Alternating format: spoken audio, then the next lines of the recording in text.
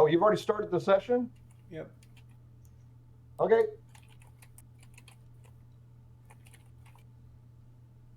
So then, yeah, here we go. Greetings and welcome once again to the World of Thaylos, my friends. Tonight we have pretty much the whole group except for Mira. Unfortunately, she hasn't been able to join us. Hello. Hello, everyone. We even have Sheet this week, which looks nice. Hello. Yeah. Hello. So last week, the party returned to Port Sheridan to find that it was being attacked, and it was some of the buildings fire. They went in to discover a huge fire elemental in the Temple District, along with a number of vampires who were assaulting the Temple District guards, and a familiar face, or at least a couple of familiar faces. Father Kearns and Duncan were among the group that were defending the temple grounds. After a rather epic battle where Paprika nearly met her end, they were able to defeat the huge fire elemental and the vampires and bring peace, at least temporarily, to the Temple District, just as Loose Fang's curse brought in the very needed rain that will likely put out the fires. And we return to Port Sheridan.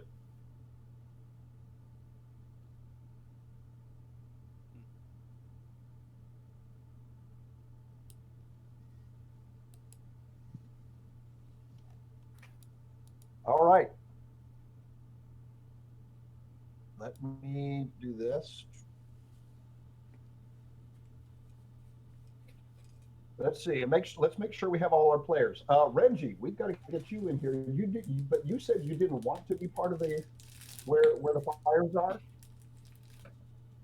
or was that just a joke? Both.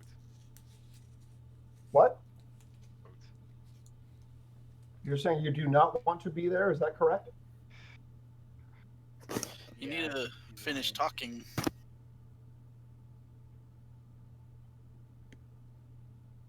Just joking. Oh, Oh, okay. a joke. It, There we it go. was a joke. Okay, I get it. Yeah. All right, I will put Renji in there.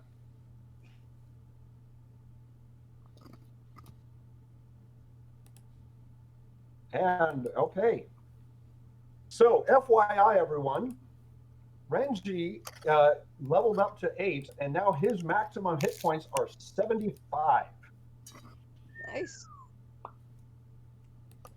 So, still not quite as much as what Duncan has, but he is the second highest hit points in this group right now. All right. So as the battle comes to its conclusion and the last vampire falls under Nutmeg's power dinks, the rain becomes more and more thick from the sky, and before long, the lot of you are getting wet under your fur, but you can see that the fires on top of the buildings are losing the battle with the rain. Let me get to the right. Praise Kexoth and Orleana. Both of them together. Yes. Well, we're trying to unite everybody, so I say yes. And For the smell of wet dog. well, I would There's much rather probably wet worse dog going than on. I would much rather wet dog than burnt fur. I'm in agreement. I've been around all these guys long enough to know the difference. So would that be Orleoth or Kexana? No, I wouldn't go there. I don't think they're gonna have couple names, sorry. I wouldn't go there. No. Nope. All right. Now, but Marcus, you were told well, I think the whole party was told the true nature of the gods of this world. Yes. So many people think that Kexoth and Orleana are opposed to each other, when the truth is they actually work together and complement each other. It is their followers who have created the conflict. Mm. And so here you are in a major port city, Port Sheridan, that has a shaky peace between the two different religions. Mm-hmm. And you were able to save the life not only of Father Kearns, but there is also a priest of Kexoth among the group. So how are you? Say again? How would you say with that kind of work from a chintz? From a chintz? I don't know what that is. Chief, or son of a chief. Oh, Oh, that's right. Yeah. okay. The Yeah, that does reference we make got sense. to that last time. That does make sense. Yeah. All right. So I'm going to go ahead and remove the buffs that I had on there from the last time. So I kind of said that to the priest of Kexoth. So you're announcing yourself as the son of a chief. Mm-hmm. The priest of Kexoth is fairly stunned at this point, and he is looking down. Well, he's in turns looking down at the vampires on the ground before him, and up at the sky at the rain, and seeing the waning fires on both of the temples. Mm-hmm. And he is looking at your group, and then over at Duncan, who is seems to be a bit nervous, but is keeping his distance for the time being. And so the priest of Kexoth, seeing all of these different things that have just taken place, he is at a loss for words. Somebody's phone is going off. Yeah, it was another errand I have to run real fast. Oh, that's fine. It's like a That's 2-second fine. thing.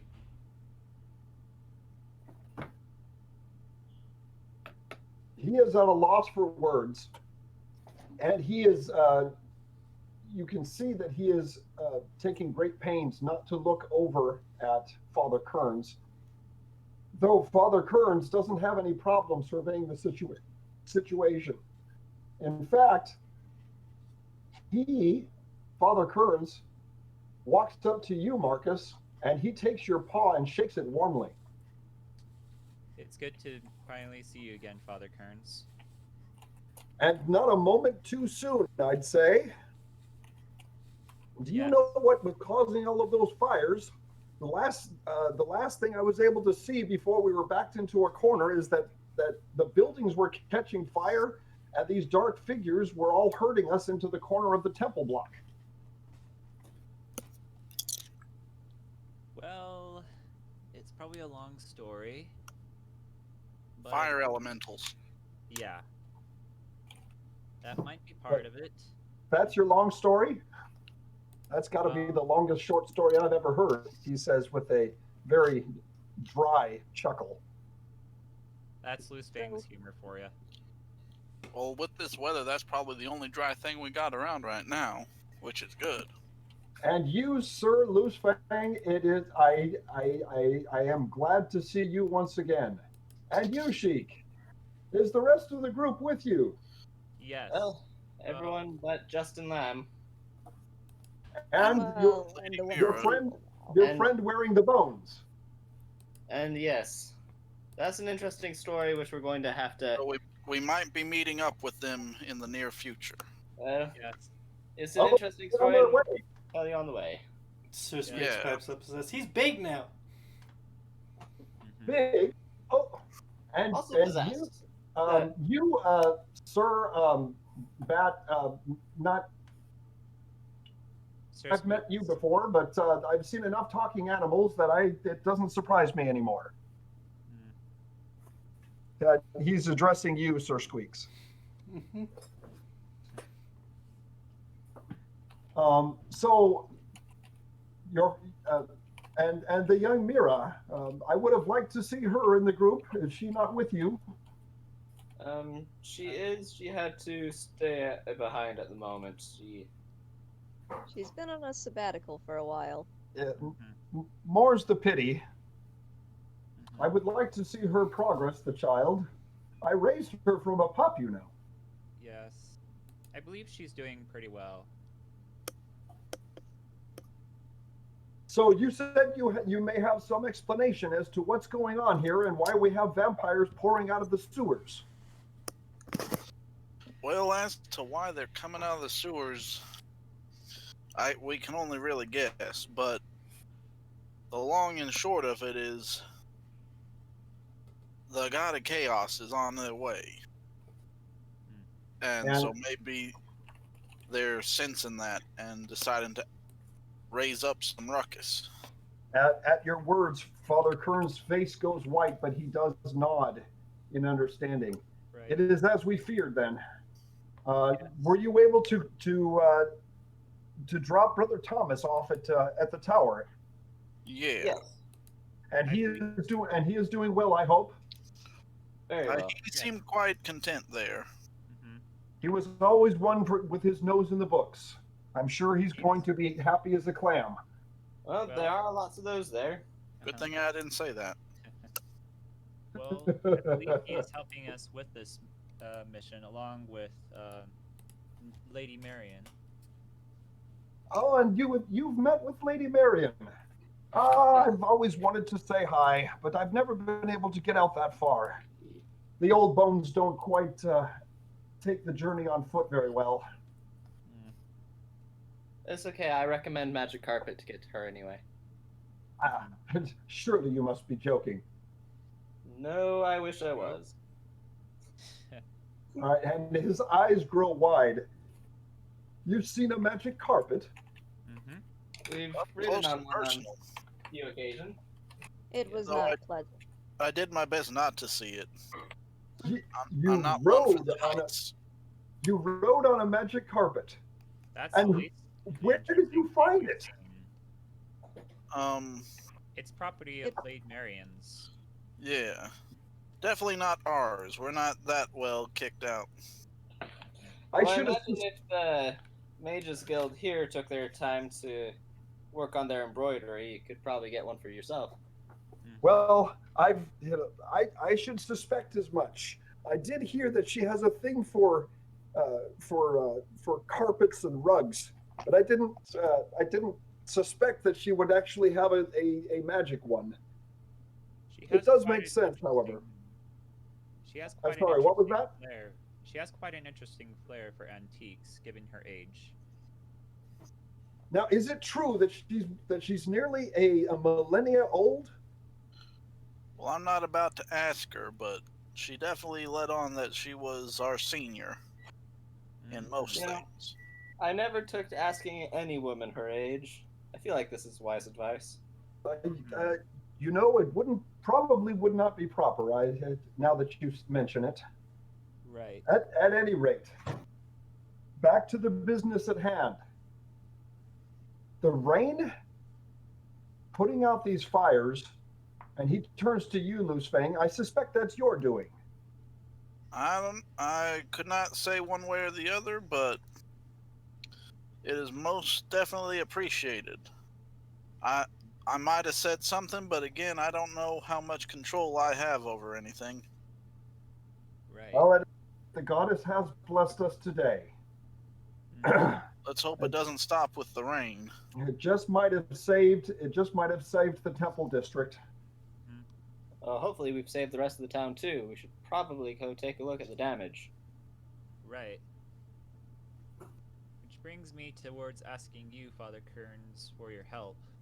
in Yes, defeating what can the I Lord do of for Chaos. you? We need your help in defeating the Lord of Chaos. We believe him and the 6 shards of chaos are gathering. Is it east? Or is it east, I believe? Yeah. Kind of northeast, I think, if I remember right. So, please join me in the temple. I will give you rest and I will give you food, and you can tell me all about it.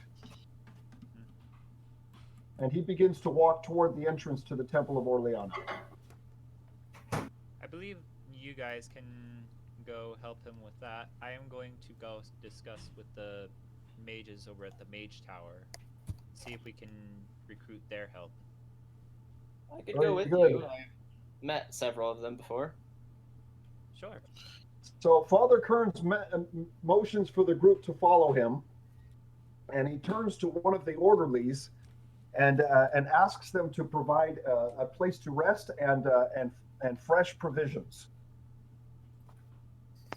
As he does so, Duncan comes around the corner and actually approaches Father Kearns, which makes him quite nervous because Duncan is easily 4 times his size, and then some.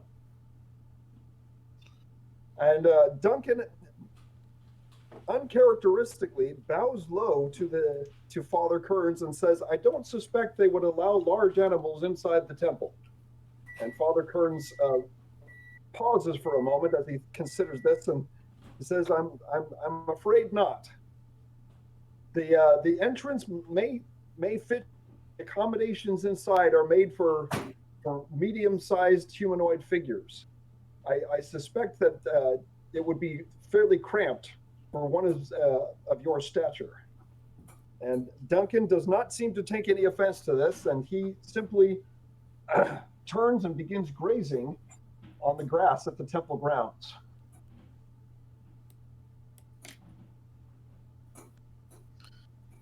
Meanwhile, Paprika is fast asleep after her ordeal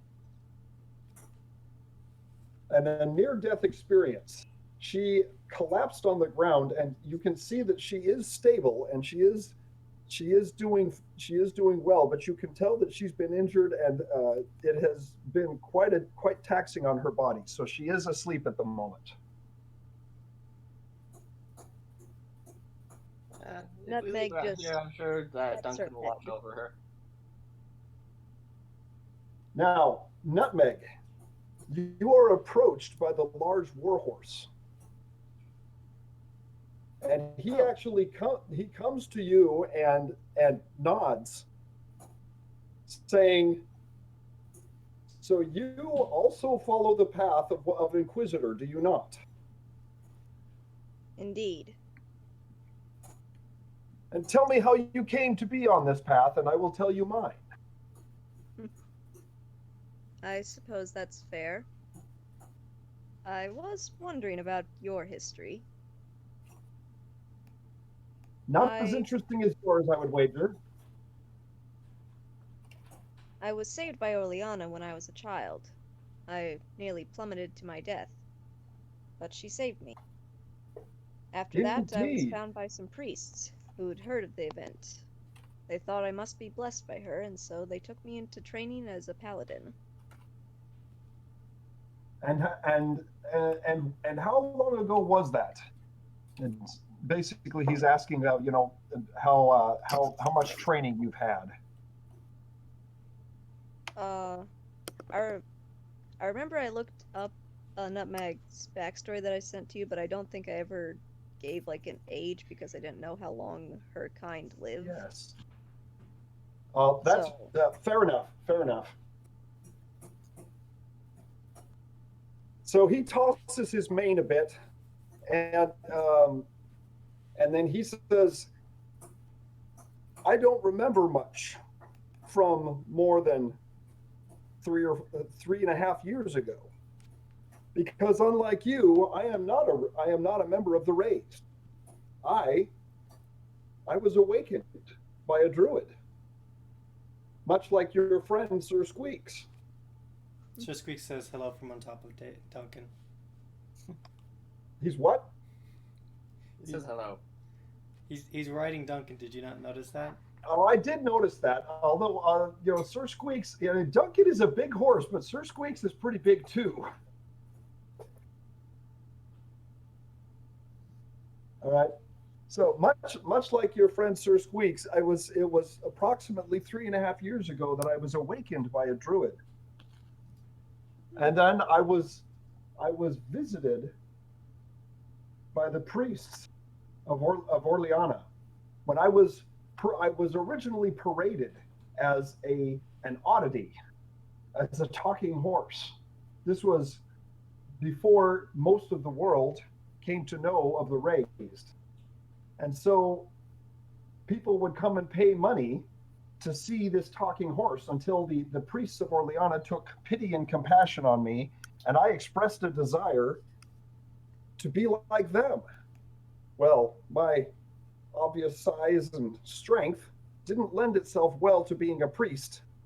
So I was asked if I would care to follow the path of an inquisitor, and here I am. I'm That's not pretty sure cool. I'd ever met one of your kind or Sir Squeaks until I had seen it happen to him.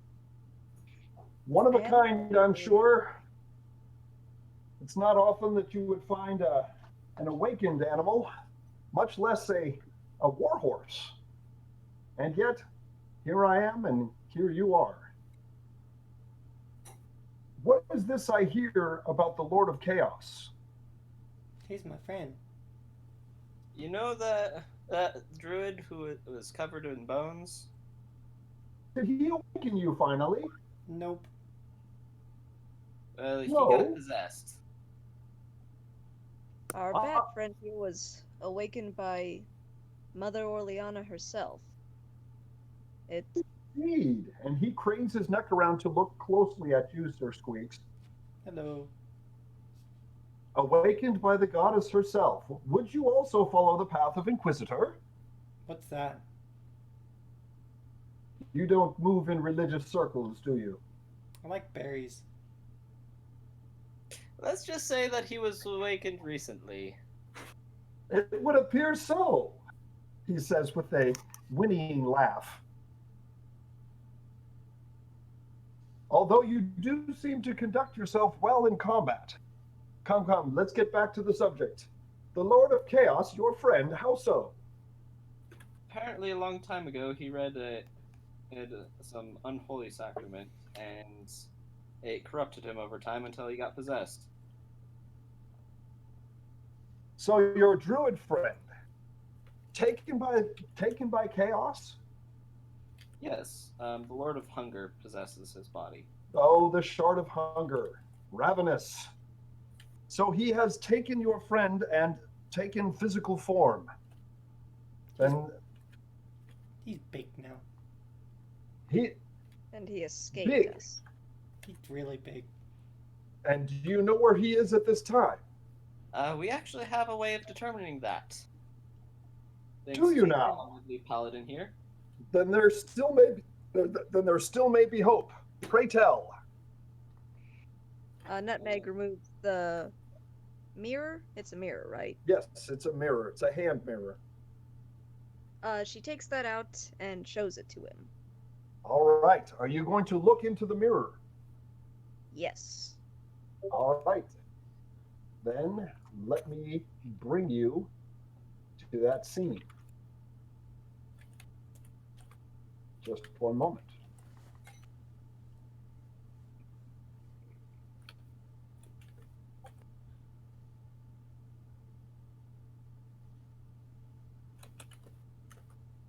Okay. Uh-oh. What happened to the... Oh, what happened to it? Oh, there it is. Okay.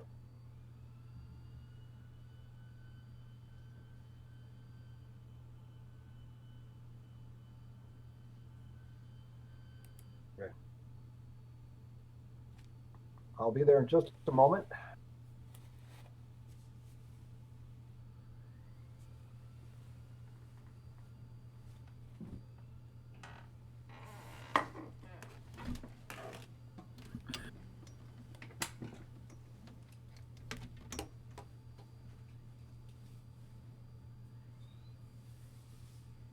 There we go.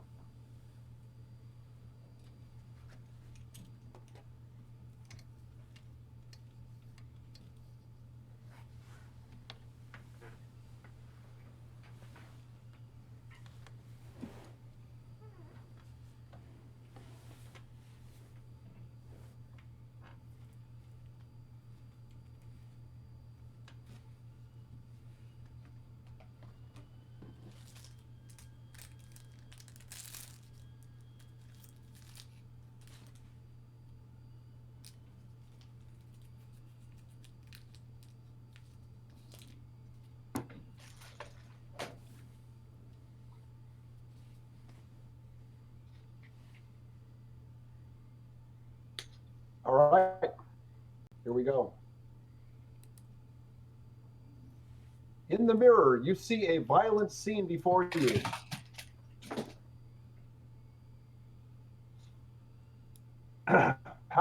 Palthea standing on a grassy plain, flanked on either side by who you recognize as Igsa and Falas.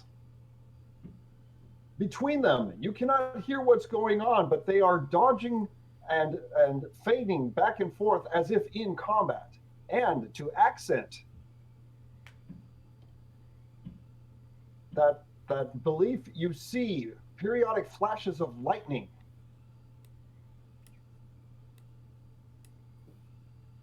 Going back and forth. Pew. And jets of fire as magic is thrown in combat. Pew, pew. Yeah. At least we may have one thing in our favor. The Shards of Chaos seem to like their independence.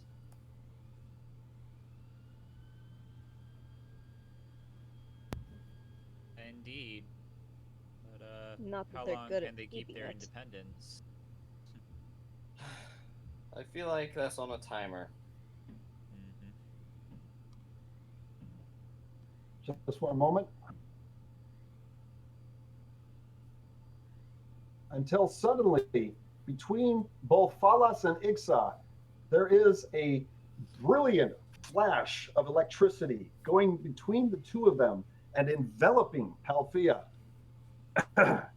It is so bright that you need to turn your eyes away from the mirror momentarily until the lightning dissipates.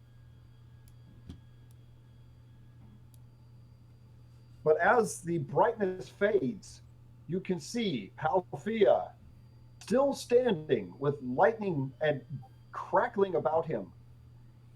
And in response,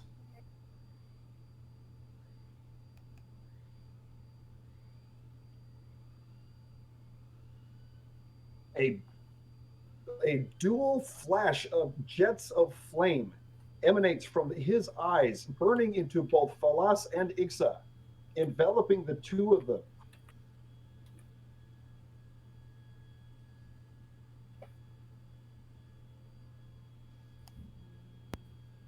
And both of them catch fire.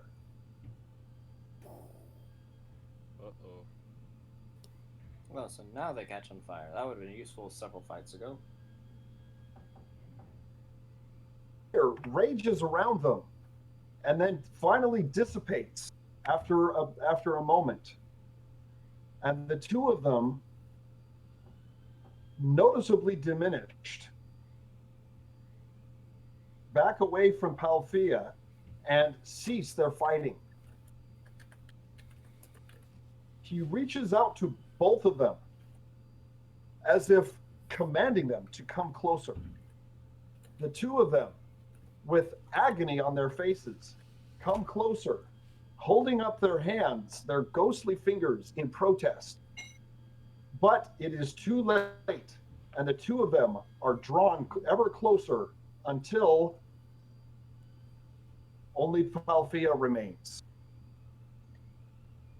That makes 4 in 1 so far. Oof. Before your eyes, horrified, Palthea grows even greater in stature. He rears back his head and roars, and then flies off out of your sight. Further north.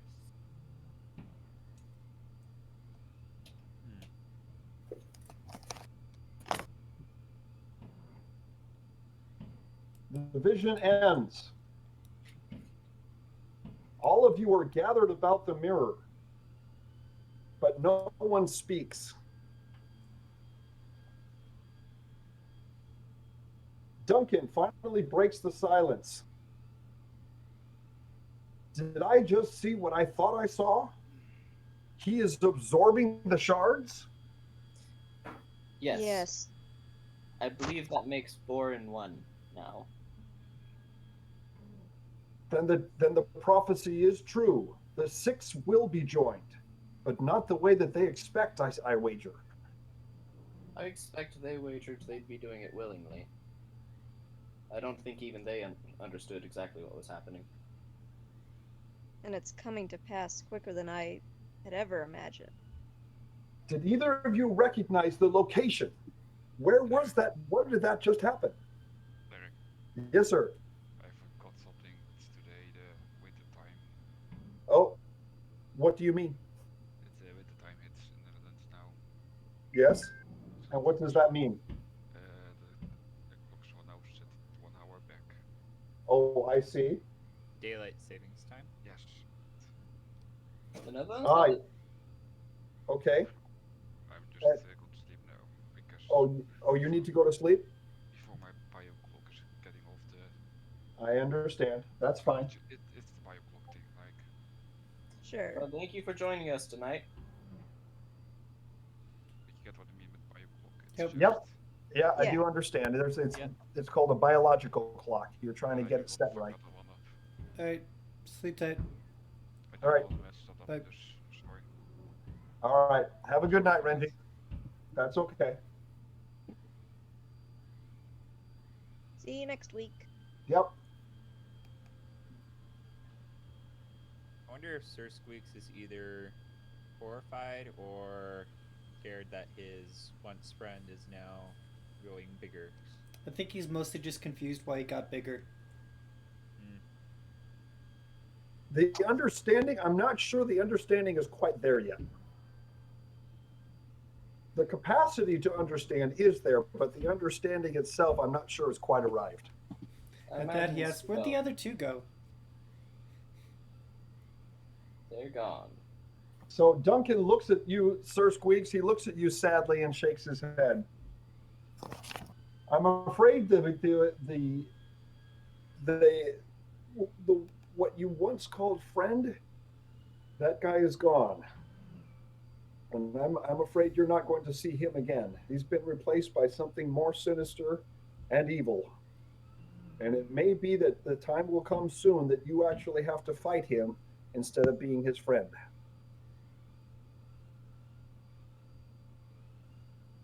He looks for understanding on your face.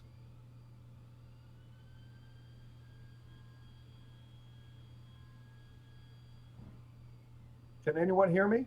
Yes. I can hear Yes. you. Oh, okay. I was just everybody was silent, so I thought I got cut off. It's just a somber moment. Yes. Well, I'm I should hope you do understand him, Sir Squeaks. That you don't try to help your friend when the time comes to fight him.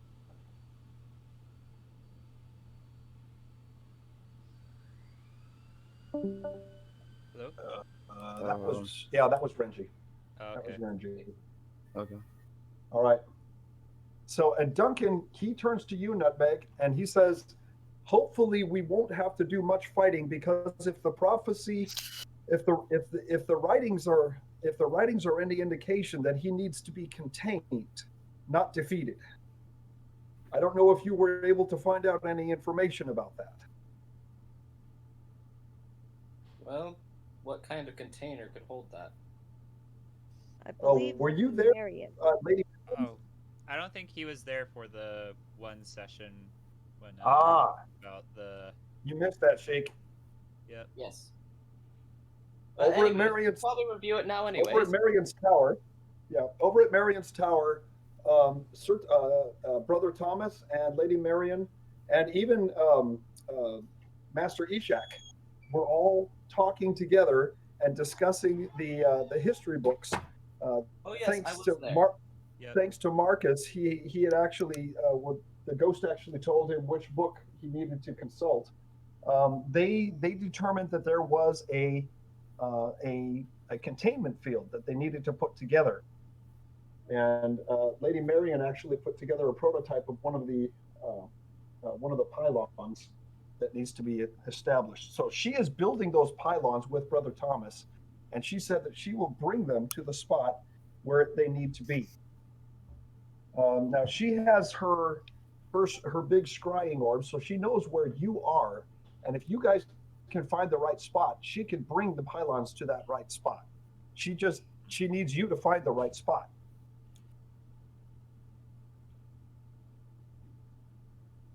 And so Duncan turns back to you, Nutmeg, and he says, I don't know who leads your group, but if you're not opposed to it, I think you need all the help you can get. I'd like to join you. We'd love to have you. We absolutely could use any help that is offered. We would love to have help from both the followers of Orleana and Kexoth. All right, moving back to Loosefang and Father Kern. So Loosefang, you follow Father Kern's. In fact, it seems you're the only one that took Father Kern's up on his offer of hospitality. It would be rude not to. So Father Kern's brings you into a room with some comfortable chairs, as Spartan as a temple could offer in comfort.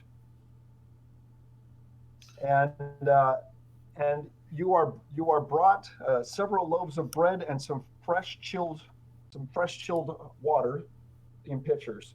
And he, noticing that you're the only one that followed him, he seems a bit confused. And the rest of your friends, were they not interested? I look around. Huh. Well, I thought they were behind me. I don't know. Maybe they found something out there. I don't know.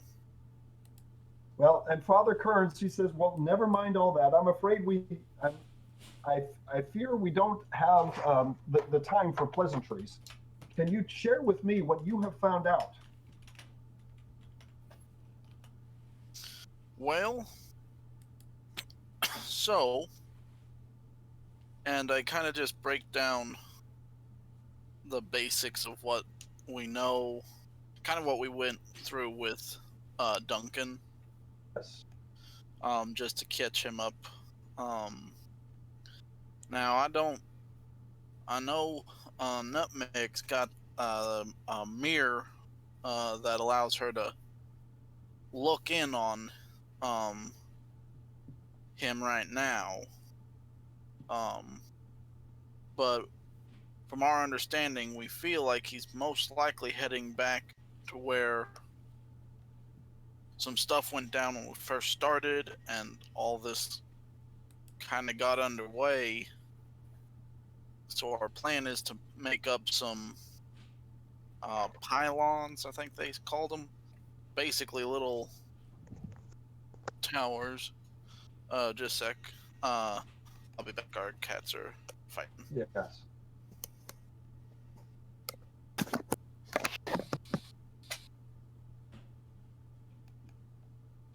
Yep. We have a little kitten in here too, but my 10-year-old is taking care of him, so we're good. I thought the only cat fights were when Fluffles and Raylan can't decide what to eat for dinner. You're not wrong. We're not that indecisive. Fluffles is eager to try anything other than cat food. Looks like. Well, we are in a port town. Maybe we can get some sushi. I love sushi. You know, it's not not beyond thinking if you wanted to find some raw fish around here. Although this is not this is more of a trading city, not something where you'd find high culture and delicacy. So I don't know. Not really a whole ton of fishing. Oh, sure, there's quite a bit of fishing, but most of the raw fish get traded or cooked. You don't suspect that that they make a habit of eating raw fish. Although I am sad that it seems like the inn that we stayed in the first time burnt down. The Salty Dolphin, unfortunately, is no more. That place had good food. And about the only orc that I really can call a friend. Oh, poor Grug lost his place, but you gave him a herd of swine, so you don't know where that's going to end up. He may have I hope that he sold it and got a new business going somewhere. Hopefully he didn't cook that all up into food. I don't know. He might have had some really good bacon for a while. Indeed. But he is a businessman first and foremost, so I'm sure that he did all right. You could go look for him and see if you can find out what happened to him. But He you didn't- may not have time for that. Yeah. Sheik didn't really follow me anyway, so. No. Oh, I was distracted by Duncan, who I very much thought of as a pretty cool friend. So I was a little overjoyed by that. I probably will make my way over to the mages area in a little bit here.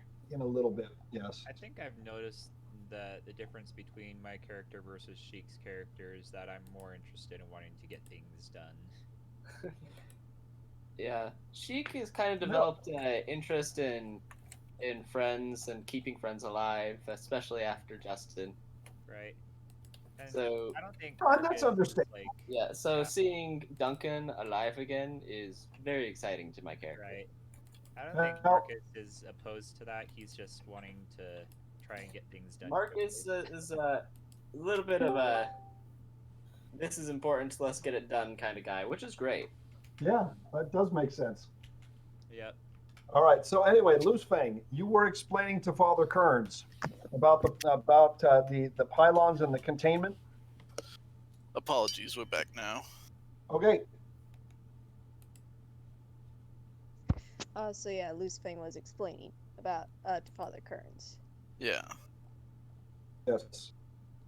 So Father Kearns asks you, with quite a bit of anxiety, do you know how much time we have? What time is it now? Is it that short? He Well- looks at you. He looks at you rather confused. It's approximately 11 a.m. I was referring more to days or weeks. Do you think it's that short term? Well, probably not. But we should act like we don't have much time. I would say the faster we can get these pylons set up, the better. Although, we might also want to make sure that, that they don't see these pylons. I don't want our secret to be given away. Then why are you talking about? Right. The more sooner we can get it ahead of schedule, the better. All right, and that conversation continues, and we will move to Marcus and Lady Ament, who are approaching the Mage's Tower. All right, as you approach the Mage's Tower,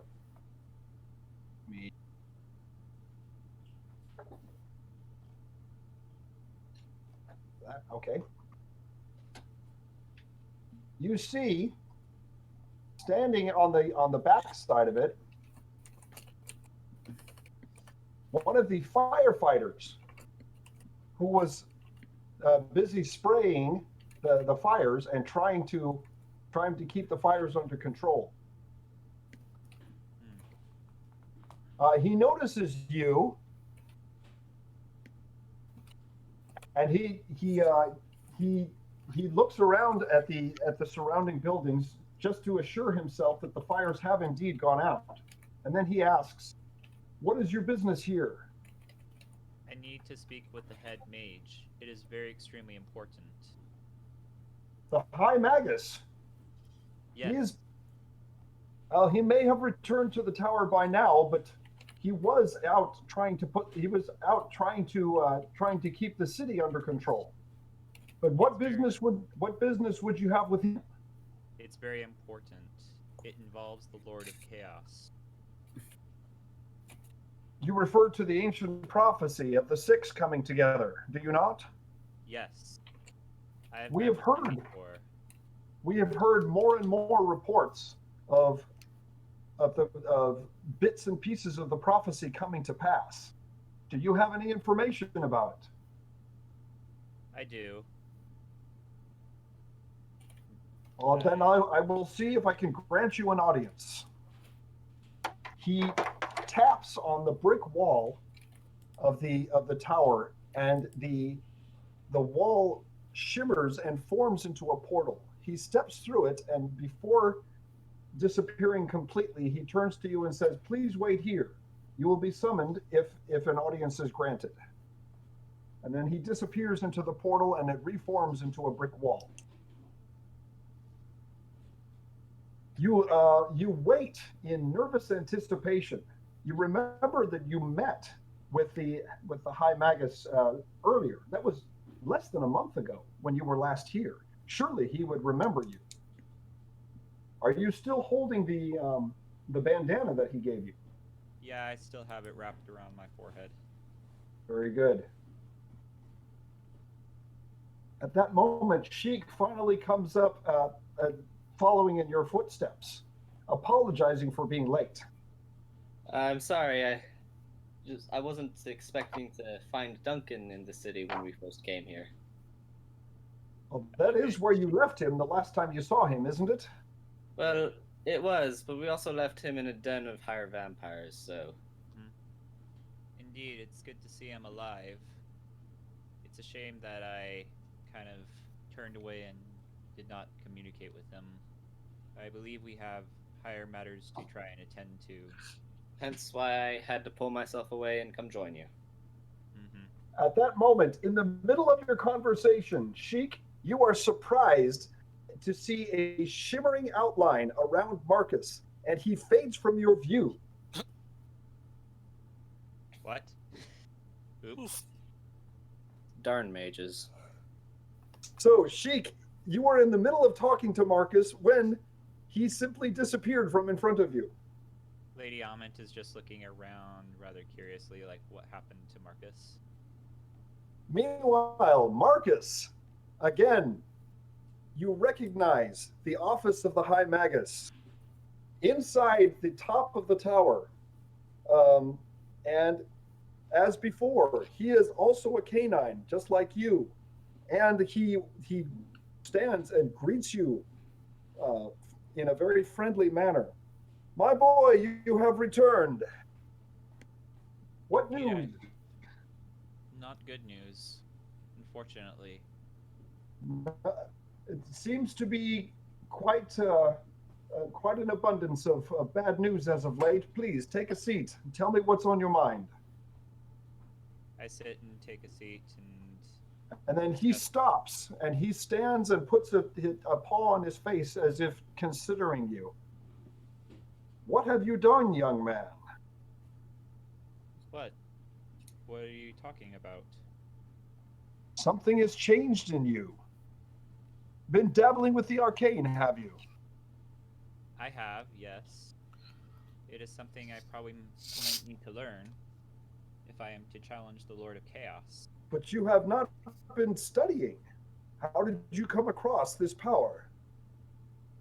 Well, I thought I have been studying. We- I talked to Lady Marion. That explains it. And he gets a kind of a cross look on his face, but then he shakes his head and his smile returns. "No matter. I had hoped to influence you down a different path, but it seems that that's in the past. Tell me, what is the news?" The news is the Lord of Chaos. He is coming back and he is definitely going to return. We need all the help that we can get. Dire news indeed. I am aware of the prophecies, and I may have some knowledge that would help you. Tell me what you have learned. So far from what I have learned was that one of my friends was possessed by the Shard of Hunger. Ravenous took physical form. And you say that he took the body of one of your friends? Yep, unfortunately. I am afraid he's no more. And so his tongue actually lolls from the side of his mouth as he is in concentration. Dire news indeed. That gives him a strength that the other five do not have. Why, with physical form, he could overcome the strength of the others and simply absorb them into himself. I'm afraid he has already absorbed. I think Marcus only knows that he's absorbed only one. Yes. What I believe, yeah. Yes. He's already absorbed one of the shards of chaos. And you know this how? Well, Orleana appeared to me and my friends, and she showed us a mirror, which shows us visions of where the Lord of Chaos is. And you carry this mirror with you. I do not, but one of my friends does. A fine addition to our archives that would be, but I'm afraid that that's for another time. That's Still not in use for right its now. purpose. Its purpose is to help us figure out where the Lord of Chaos is and what his doings are. That may be one of our most powerful weapons. Mm-hmm. What do you know of the prophecy? Well, what I know of the prophecy so far is that I must work to unite not only the clans, but also the two faiths of both Kexoth and Orleana. And he chuckles a bit at this, but it's a dry chuckle. You want to get the followers of Kexoth and the followers of Orleana, and you want them to work together?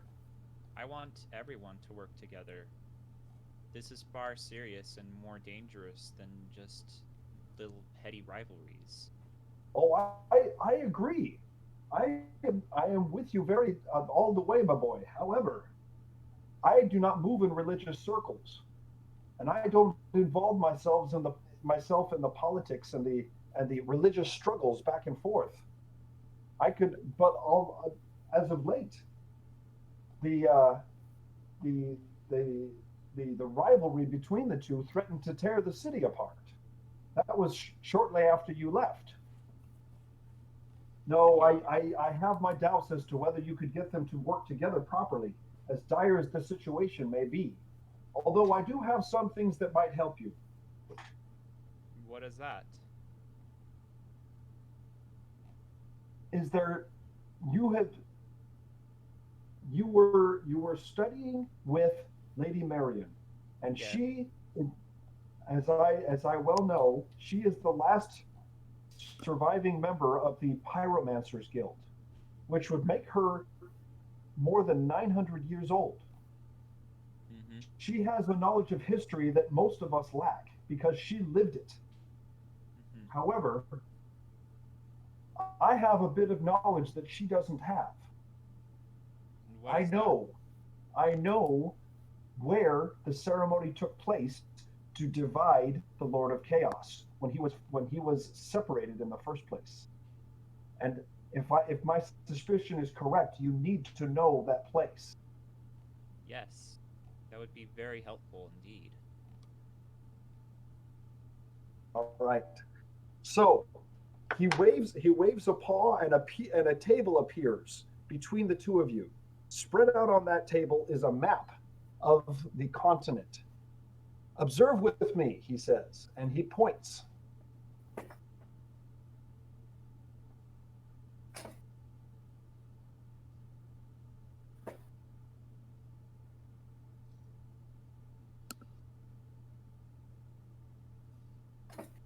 Here we are in the bay. Port Sheridan is here, he points, and Marion's Tower over here. Mm-hmm. Nearly a millennia ago, Port Sheridan was merely a fishing village, and most of the civilized world along this shore didn't exist. The eastern end of the bay was nothing but a swamp area. And that was the place that was determined by the council that the Lord of Chaos would be taken and interred, and his body separated into 6 pieces. If you look at this peninsula here, one that juts out from the northern shore of the bay, it was along the southern point. Are we supposed to be seeing a map? Yes, you are. I see the map. The cavern. Yeah. Can you guys see it? Yes. Mm-hmm. So he's pointing at this peninsula here that juts out from the northern shore of the bay. It was on the southern end of this peninsula, there in the depths of the swamp. They found a hollow hill, and inside there, they brought him, performed the ceremony, and then buried it alive. They Buried what alive? the entire hill. They collapsed. They collapsed it. Buried him alive in not alive. They buried his pieces inside the cavern there, and they they demolished the inner caverns, and so it sank into the swamp. Hopefully, nobody knows where that is anymore. Unfortunately, there is a village just north of there called Gurney Bay. Gurney Bay. I'm not sure if you've heard of it. My eyes grow wide. That's where we've been. As a matter You of were fact, there, and you were there in Gurney Bay. yes. As a matter of fact, I can tell you that the entire population of Gurney Bay is no more. And he actually gasps. What happened? Did the village take fire? No. Apparently, most of the citizens of Gurney Bay probably were possessed or entranced in some way to go aboard this ghost ship, and in turn, probably must have taken all of the citizens of Gurney Bay out into the sea somewhere. We tried to follow them to save them, but our efforts were in vain. Ghost ship. Possessed souls? Yes. A deep work of evil. And to speak of which, there is actually a cave on the lower end of this peninsula, which we have also been to, where all of this mess first started. And He believe actually the he actually takes your right paw in both of his paws, and he says, "No, you didn't go in there." we did, and that's where we found one of the what is it? I keep forgetting one of the pendants of one of the three dragons. I wish I was in the room. Yeah.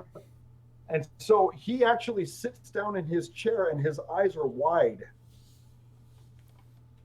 What if plot twist the dragons are actually the bad ones?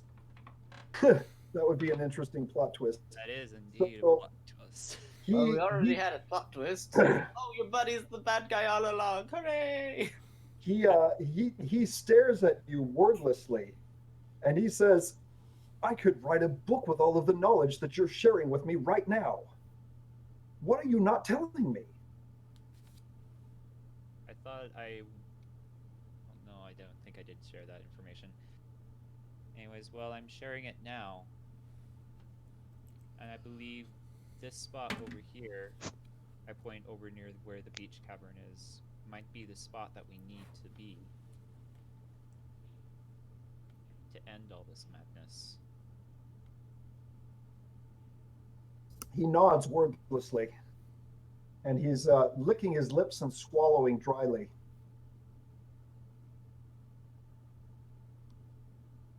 Okay, so that's the place where you need to return. But what needs to be done? We need to contain the Lord of Chaos, but how is that possible?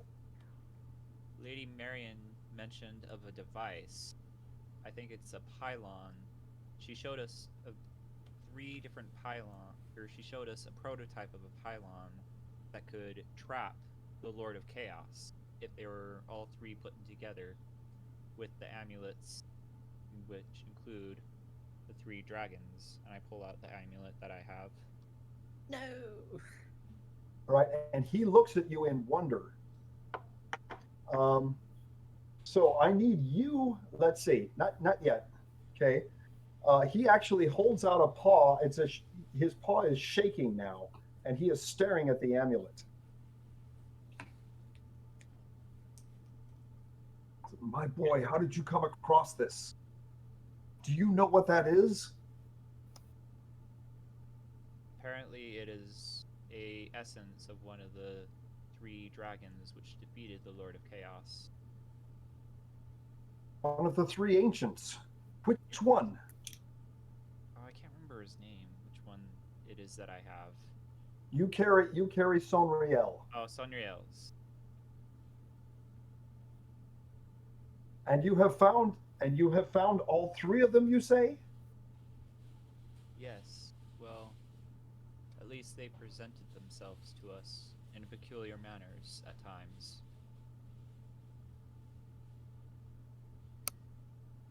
It almost makes me want to leave the tower. He sits and shakes his head, lost in thought. It's all coming to a head. The prophecies, the history books, the information, it's all true. It's all coming to a head. And that means that I have to contact Marion. And he is actually holding his head in his paws and just kind of gritting his teeth. The last thing that I wanted to do.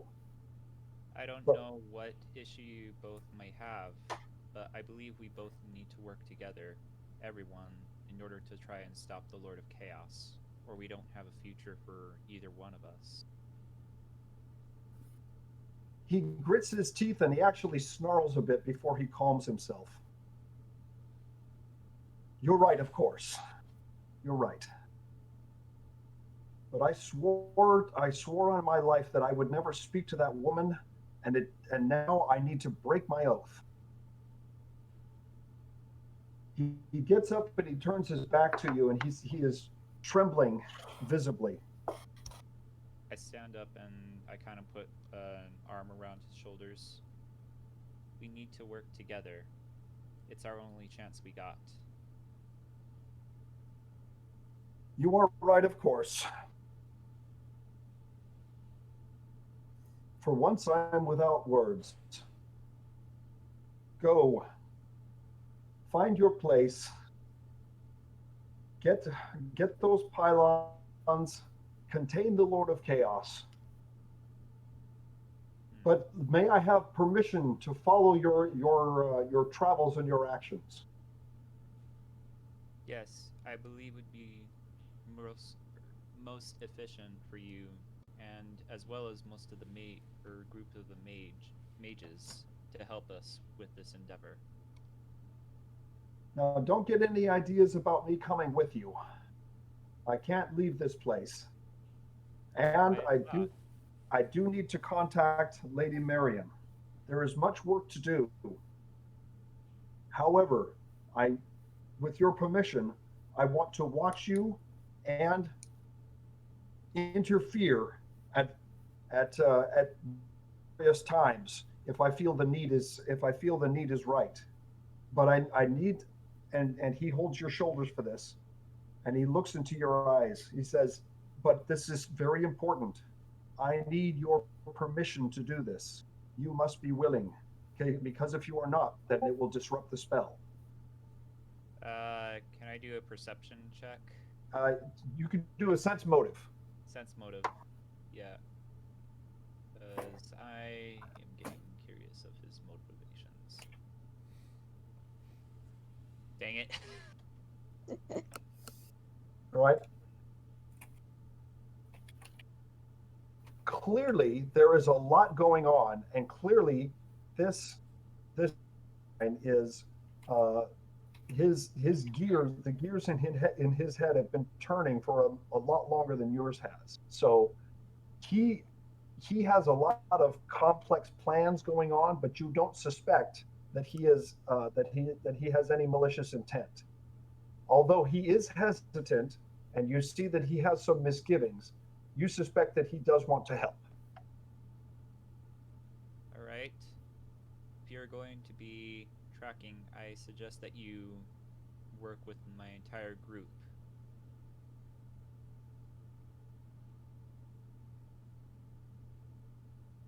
You wouldn't happen to have any wizards in your group? So far we have. I'm trying to remember. It is. We have a rogue, we have a bard, kind of. We have monk, and we have a fire mage, possibly. Then that's the one that I need to see. Can you bring him here?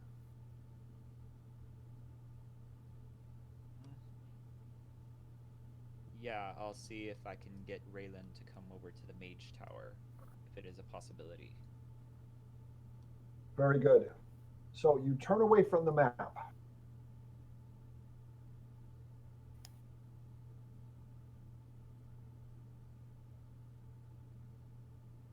And Sheik, as you are speaking to the firefighter, you are surprised once again to see Marcus materialize out of thin air next to the wall of the mage tower. Sheik isn't here right now. He's doing something. That's right. He's stepped away to do an errand. That's right. All right. Meanwhile, so Marcus, I'm going to let you move your character. But meanwhile, we're going to move over to Raylan and Fluffles. Yeah. All right. The two of you sense a great deal of urgency, but you, Raylan, having come into the party later on, and Fluffles having only recently been raised to full consciousness and intelligence, the two of you are at a bit of a loss as to everything that is going on. Although you do sense that there is quite a bit of ado and people running around trying to organize a lot of different things going on at once. Well, Fluffles was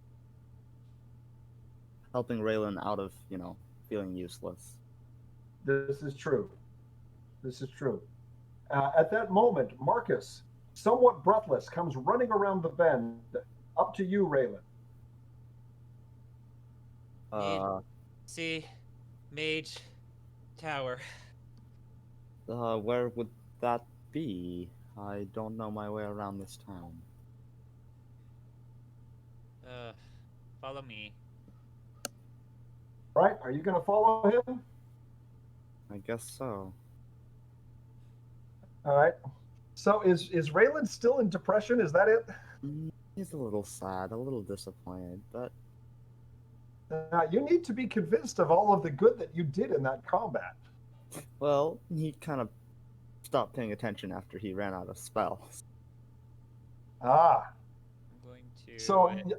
So you're sad because what you're used to with the pew pew and boom boom didn't work in this combat. So are you going through an identity crisis? Seriously, the same number? The what? I was trying to see if I could sense if Raylan was down or something. Ah. But well, see, Marcus, at this point you are in a bit of a hurry, and so you don't take the proper time to fully examine Raylan and find out how he's feeling. So the one thing in your mind is you are trying to get all the help you can, and you have a directive right now to bring Raylan to the tower. I suppose if I am needed. You are. So can I say that it's not that often that you see a depressed cat? Are you kidding? Probably They're always a jealous depressed. cat. No, they're chill, not depressed. I've seen a jealous cat. Oh, I've seen jealous, yes. I've seen angry, I've seen content, and I've seen chill, but I haven't seen depressed. All right. So just a moment. I'm trying to get an icon, and I can't find the right icon for him. So there's an icon of a werewolf, because that's the closest thing I could find at a moment's notice.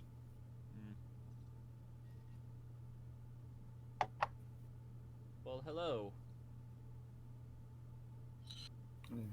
Is this who you wanted me to see? Yes. All right. So the High Magus standing at the base of the tower now, uncharacteristically outside of the mage tower, appears to be waiting with quite a bit of eagerness.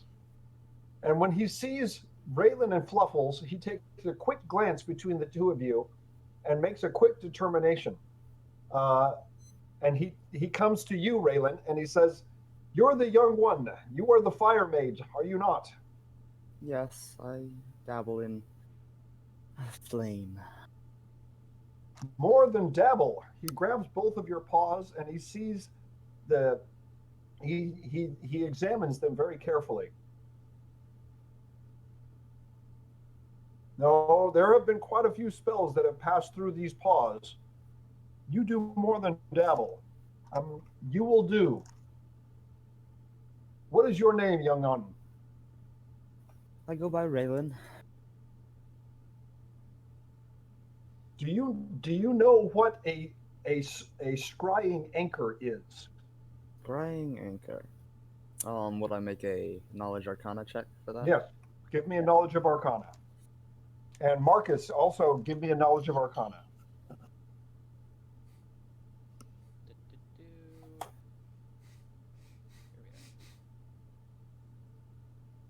There's that 11 again. Ouch. Why? Marcus! Why?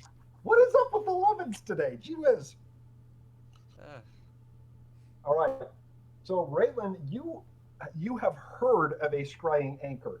Marcus, this is actually beyond your knowledge. You're not sure what he's talking about, but Raylan, you have heard about it. And just from the context of what he's talking about, you suspect that a scrying anchor is some sort of object that is placed in an area or on a person that makes it very easy to track their movement. I have. Yes, I've heard of that before. I'm not quite sure what it is, but I can guess. Essentially, I cannot leave this tower, but I can observe. And if you and your group are willing, I would like to place a scrying anchor on you. I kind of look hesitantly at Raylan. I don't. Well, why would you need to do that? Couldn't you just have a messenger? Or, as you are standing outside of your tower currently, you could come with us. Sadly, I am unable to leave this area. My duties confine me here. But suffice it to say that I will be able to watch your movements and offer assistance if you are willing to carry my anchor with you. I could do something like that. Now, I assure you this won't hurt. But if you will give me your forehead, and he holds his paws out to your head. I reluctantly agree. All right. He places his thumbs on your temples and the rest of his fingers around your ears, gently placing them on either side of your head. You can feel the telltale marks of magic power being used as it passes between his paws and into your skull. It's an odd tingling sensation, but after a few seconds, his paws move away from you, and he says, "There, it is done." And as he speaks, you can hear him both with your ears and inside your mind. It's kind of an odd effect it is somewhat like hearing him in two different places at the same time. Oh, that'll get annoying if you keep doing that. I only do it when I wish to speak to you directly. You won't hear me as I conduct my daily business here in the tower. But what this does is it gives me the opportunity to see through your eyes and hear through your ears. it makes it very easy for me to track your movements and what I need you to do when he places a paw on your shoulder. I need you to make sure that you stay very determined to move forward and finding this place so that the pylons can be placed. Your friend here has told me everything I need to know. You need to get there as quickly as you can because I suspect we are down to weeks, if not days, before the six will come together and the Lord of Chaos will once again be set loose. That doesn't sound too nice. Well, I'm afraid that nice is not a luxury we can afford at this point. I'll do my best. And he turns once again to you, Marcus. Stay true. Stay together and gather what help you can. I will contact Marion and I will talk to her and find out about just how these pylons are put together. And I will offer my assistance, he sighs, if she needs it. We thank you so much for your help. And he actually kind of wags a finger in your face. When this is all done, I want you to come back here and study. Channel those powers that you have and channel them properly. It doesn't do you any good to have you flying loose with all of this magic. I kind of look nervously. Well, there is a family that I do need to get back to. I'm afraid I left in a terrible state, and I need to right what's wrong. His face softens at that, and he says, "Family is important. Would you at least consider returning to the academy so we can get you properly trained?" I will take it in consideration, but upon my father and my mother's approval, as I am the son of the chief. That's all that I can ask for then. I bid you farewell and best of luck. Our hopes ride upon your shoulders. Thank you. And with that, he shimmers and fades into the air, returning to the tower. All right, let us return. Oh, sorry, go ahead, Marcus. I put my hands up and say, "There you go." Like from My Big Fat Greek Wedding. There you go. There you go. Not one for pleasantries, but he does get things done. Mm-hmm. All right. And we return once again. Nutmeg, Sir Squeaks, and Duncan, and Paprika. Yes. So the four of you are sitting and discussing.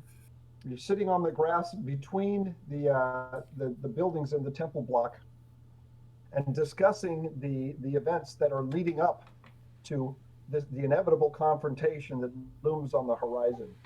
Though you are nervous about the eventual confrontation, you are taking courage that Duncan seems to be determined to help you see it through.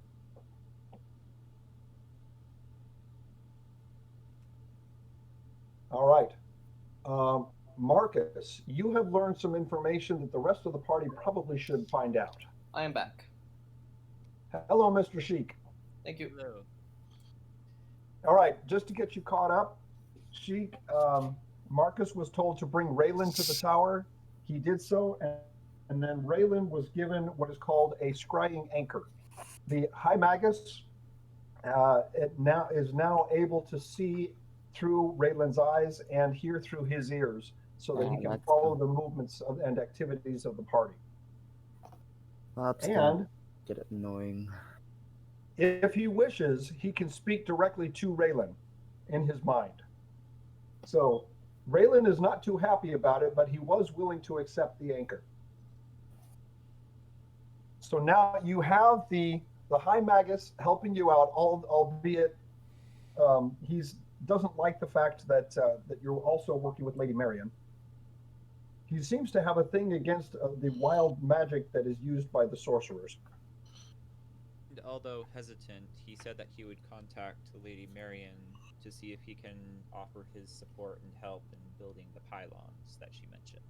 So he see it. While it's true he has no love for sorcerers, he does realize that um, the need at present is dire, and they need to put aside old prejudices. All right, so that's where Sheik is at the moment. Hmm. So let's Sheik, Marcus, Fluffles, and Raylan. You guys just learned some information that the rest of the party does not have. Marcus, do you care to share? Yes, I share the information that the head mage, head magus shared with me, and from what I learned to both Sheik and Braylon, as well as Fluffles, and say, I believe we need to tell this to the rest of the party, and probably before that, I need to consult with the priest of Kexoth and see if we can have his support as well. Indeed. All right. Are So you you? guys go I'll go go ahead. with you for that one. I don't get shut out of temples as easily as I do mages towers. Yep. Well, the mages have a thing against allowing rogues into their archives for obvious reasons. I Yeah. only steal a little bit. One of the things that I am a bit hesitant towards with the mages, mostly due to the fact that they seem to have a deep, dark prejudice against many numerous peoples and uninclusivity. It's unfortunate.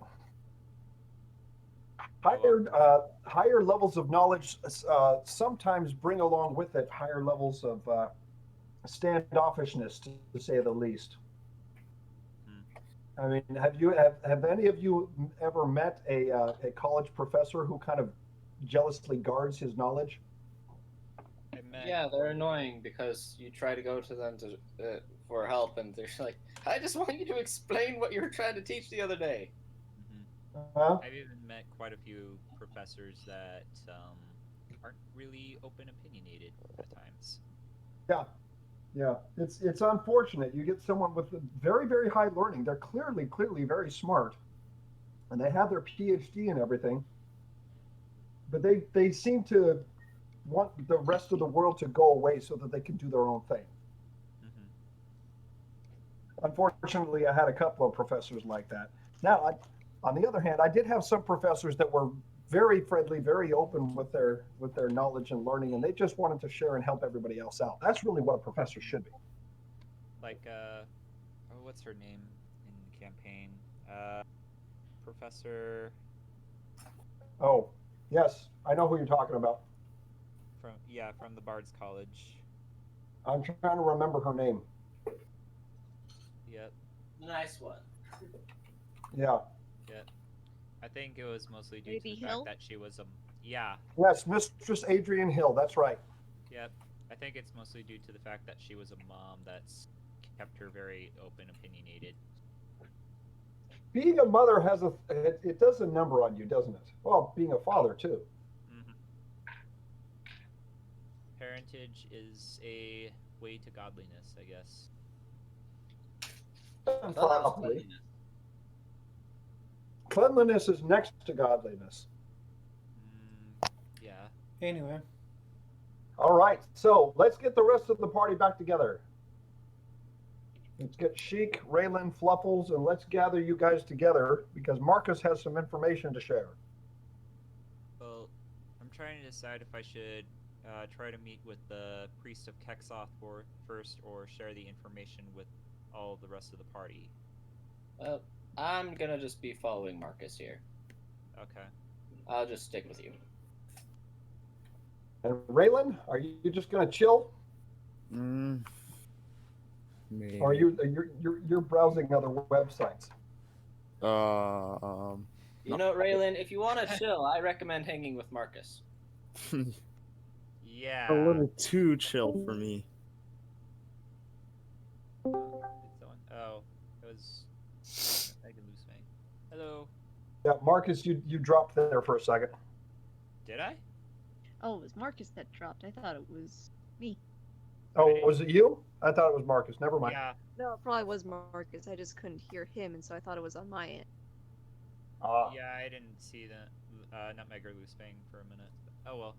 All right. Oh, So, So Actually, Father Kearns notices the party gathering outside the temple, and he comes out asking, "Do you have any more information?" I do actually. And As do share... I. Yes. You can go first. So I share. So- Sorry, go ahead. So yeah. So Marcus, you said you wanted to go first. Yeah, Nutmeg said that I can go first. Okay. So I share with the rest of the party the information that I learned from the head magus. All right. That the initial ceremony that destroyed the Lord of Chaos and separated him into 6 pieces took place in the swamplands, or at least what used to be the swamplands, on the eastern bay, where now stands the village of Gurney Bay and the very cave that you entered shortly after arriving at Gurney Bay, where indeed you found the scriptures of chaos. The head magus, the high magus, strongly suspects that that is the very place where the Lord of Chaos was originally defeated and destroyed. Okay?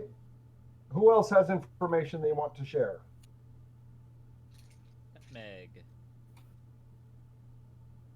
I peered into the hand mirror given to me by Mother Orleana once again, and it seems that Palfia has absorbed 2 more shards of chaos. Oh, that's not good.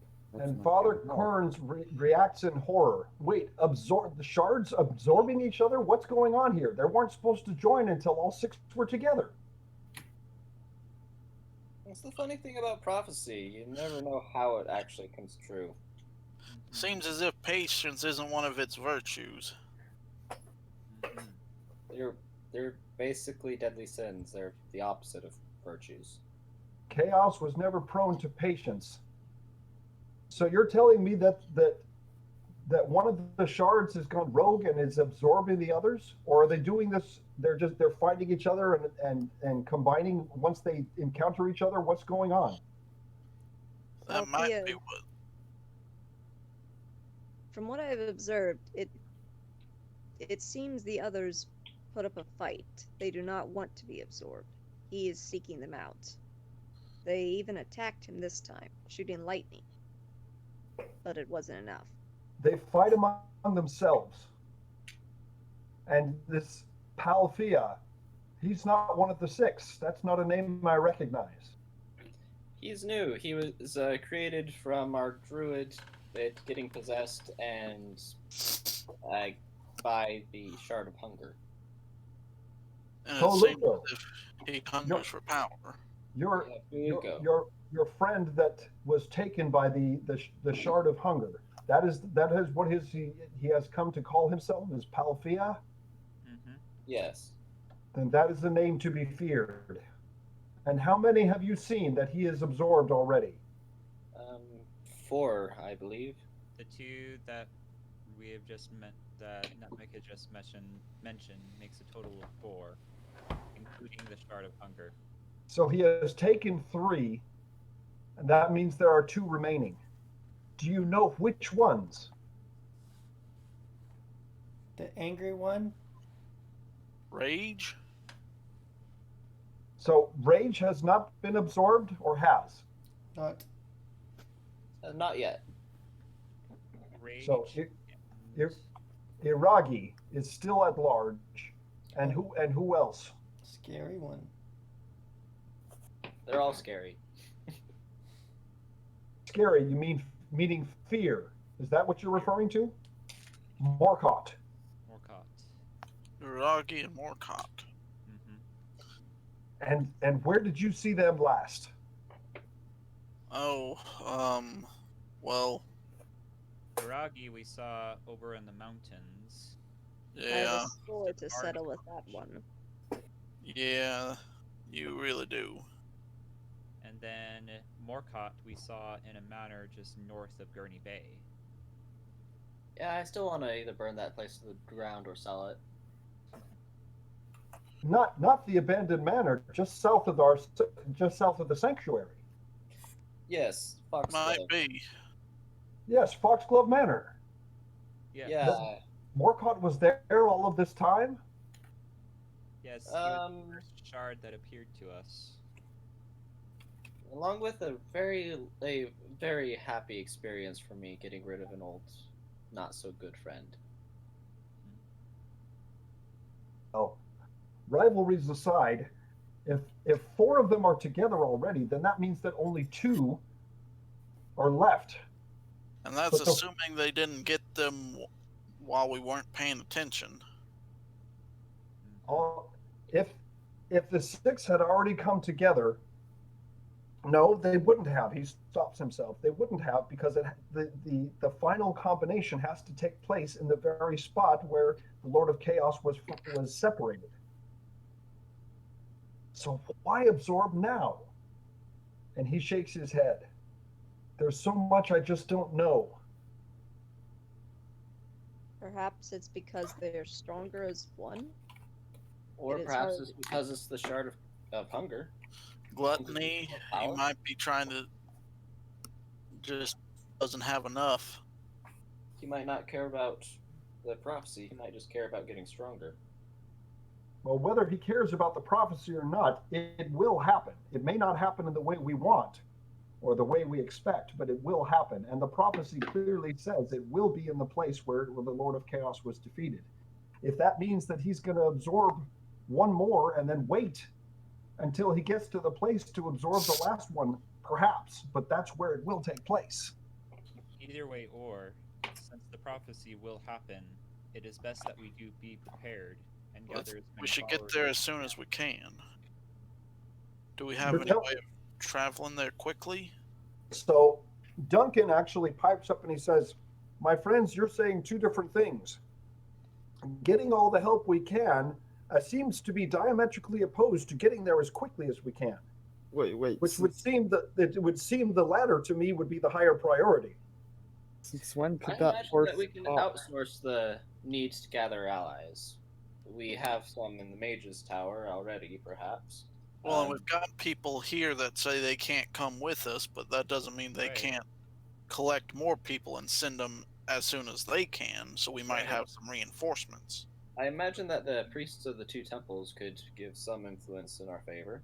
Right, but we need the followers of Kexoth, not just Orleana. I believe we do have the support of Orleana, as well as the support of Kexoth, as well as the followers of Orleana. But we need the support of the followers of Kexoth. Father Kearns, he turns a bit pale in the face, but he nods. He says, "Yes, this is what I thought all along. I'm afraid not many of my faith agree with me, but I am a voice, and there are people that are slowly turning toward it. That we need to unite the two faiths against the Lord of Chaos. This bickering that's been going on for so long has to stop." Right. We must speak And with the head priest of Kexoth. agreed. But may I point out, shortly after you left this town, we were just about ready to go to war. My temple and the temple just across the block here, they were about ready to come out clawing and biting. But shortly after you left, it stopped. It's as if someone had just turned off the light. I can't quite explain it. The animosity is still there, but people are not preparing to go to war now. We had a similar experience in the mountains. It's probably because of the shards that decided to chase after us instead of sticking around. Now one of you mentioned that there was a shard underneath this very city. Yes. Yeah. Do you remember which one it was? Phallus. Yes. she of deception? Yes. He considers briefly for a moment. He says, "You know, that makes a lot of sense. Because if she had been going from temple to temple spreading lies and rumors, then that would fuel the fires of resentment between us. And if she was suddenly cut off from that," and his voice trails off. Then now she's food. A rather bleak way of putting it, but I suppose you're right. Oh boy, Sir Squeaks, I just paw my face. Well, So what must be done now? Father Kearns straightens his tunic and turns toward the northern end of the block. Is we need to make contact with the followers of Kexoff. His face is white and he is trembling visibly, but he knows that this is due. I put my paw on his shoulder and said, "I will go with you and help to try and convince the followers of Kexoff." What I wouldn't do to have young Mira here with me, but to have you at my back, I'd take courage. He marches across the square and goes up to the Temple of Kexoff and knocks on the great double doors. Who is going to accompany him? I did. Or Marcus did. Okay, Marcus, anyone else? Might as well. Nutmeg is not keen on this idea. It's okay, Nutmeg, I'll go for you. Understandably. I'll Son of stick one. around with Nutmeg. Sir Squeak's big. I'll hang in the back. All right. Lady Duncan. Almond will watch from afar, but be near Marcus. Duncan is also going to accompany. Sir Squeaks, are you going to stay on his back, or are you going to stay with Loosefang and Nutmeg? On his back. So, the bat rides the horse into battle. We do have Epic Bat and Epic Horse. Indeed. Now, let me just get there for a second. Okay. Now we just need a lizard to ride on Sir Squeak's back with a guitar. A lizard? Why not? What? It's a joke. That I'm would sorry. complete the oddity of the picture, I'm sure. Yes. All right, let me get...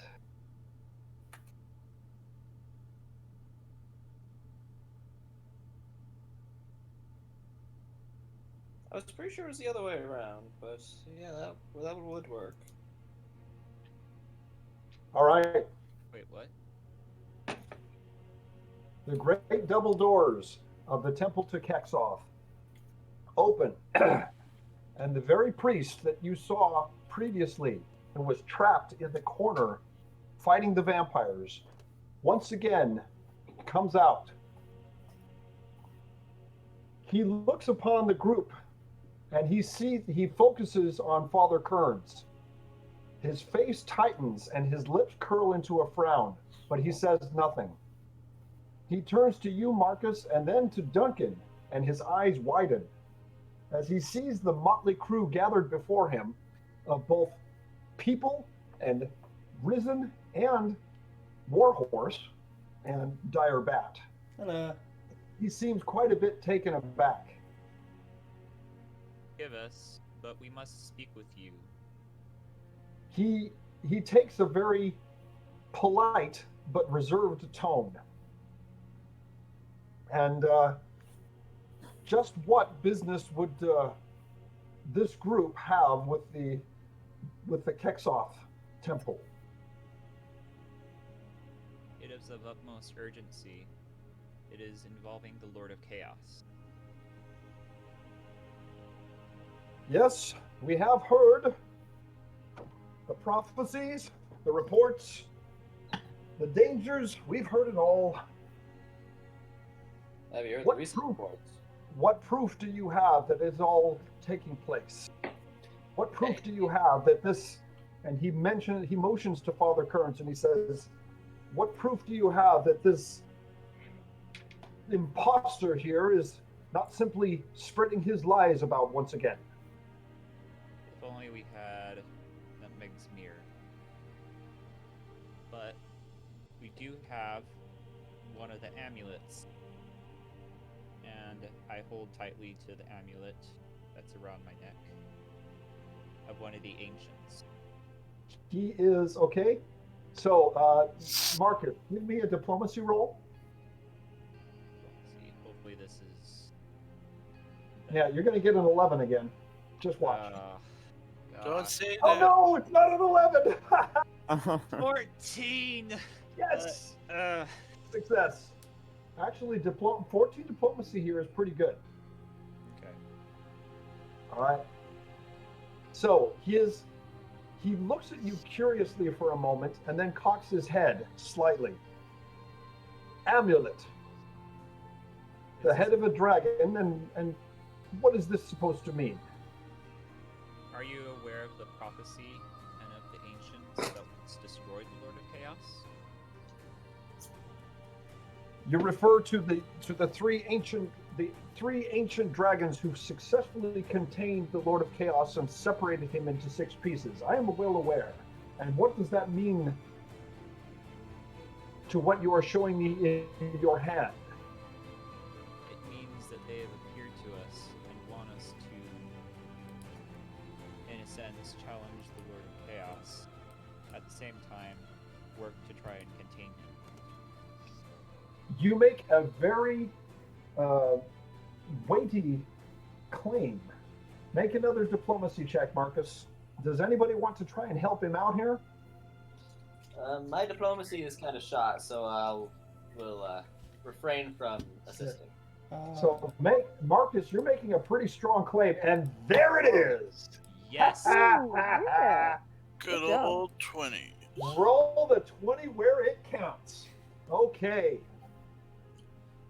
So, you hold the amulet out in front of your face with your arm outstretched, and your words take on a sense of authority and power.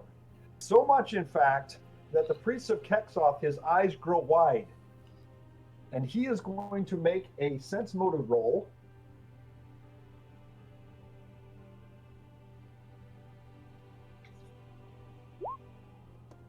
And also rolls a nat 20.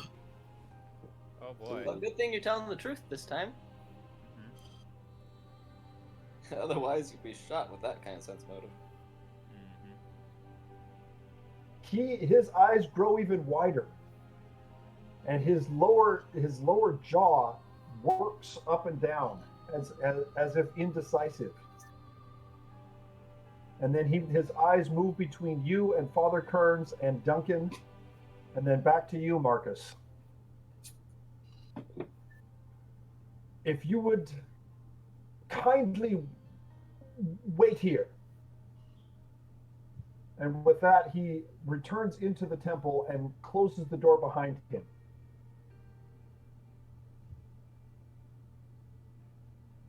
I hope that worked. One way to find out. See what happens. So he leaves you waiting for several moments.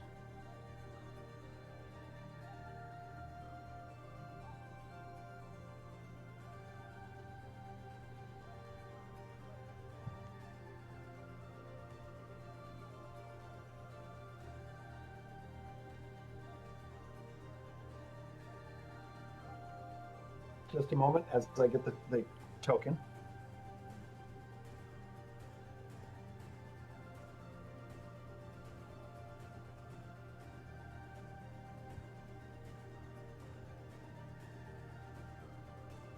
That was weird, like 3 11s in a row. Oh my Yes, gosh. it was.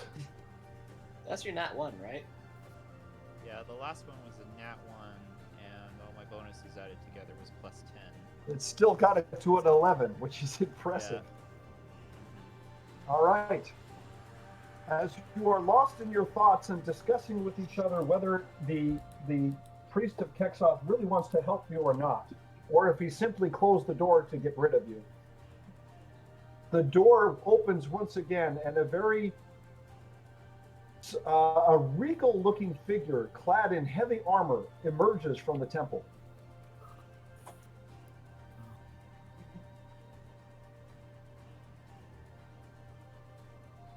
High Inquisitor.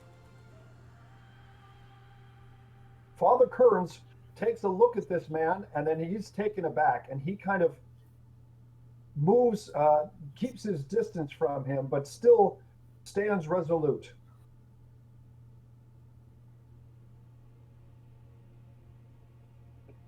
And the High Inquisitor, with a much more reserved tone, emerges, followed closely by the priest of Kexoff. And he turns to the priest and says, a group such as this, and they bring good tidings in this time of evil, I would hear their news. The priest of Kexoff is visibly sweating at this point, and he motions the High Inquisitor's attention over to you, Marcus. Marcus, you are looked upon by the High Inquisitor, and your skin begins to crawl just for a moment, and under his very penetrating gaze. Give me a sense motive. Anyone who is, let's see, Sheik, Okay. Sir Squeaks, and Marcus, give me a sense motive.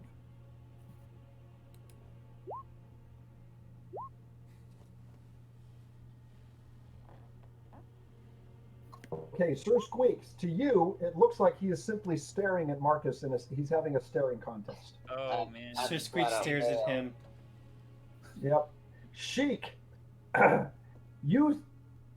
thought that immediately occurs to your mind is this guy is too high up in the ranks for his own good. And you start actually looking around his person to see if it might be possible to pickpocket him. Not bad, eh? Mm-hmm. Yeah, you immediately There's a do row. not take a liking to this guy. Marcus, on the other hand, you stand your ground under his penetrating gaze until he finally speaks. You, what news do you bring? And speak carefully, because I have heard news most dire just in the last few days. While my temple has been surrounded by the undead, by flame, and by destruction.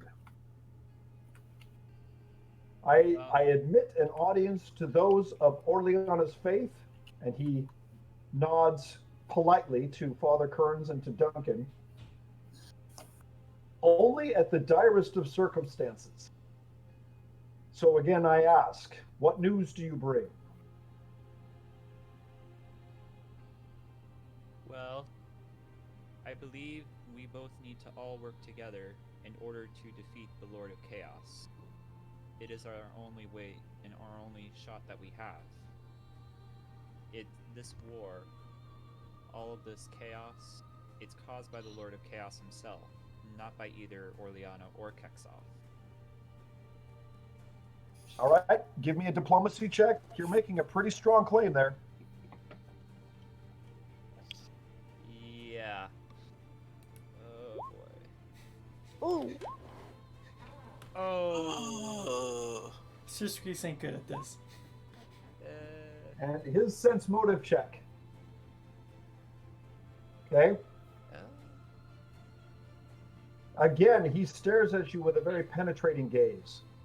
He makes no movement, but you can feel like he is opening your soul to stare right into your innermost thoughts.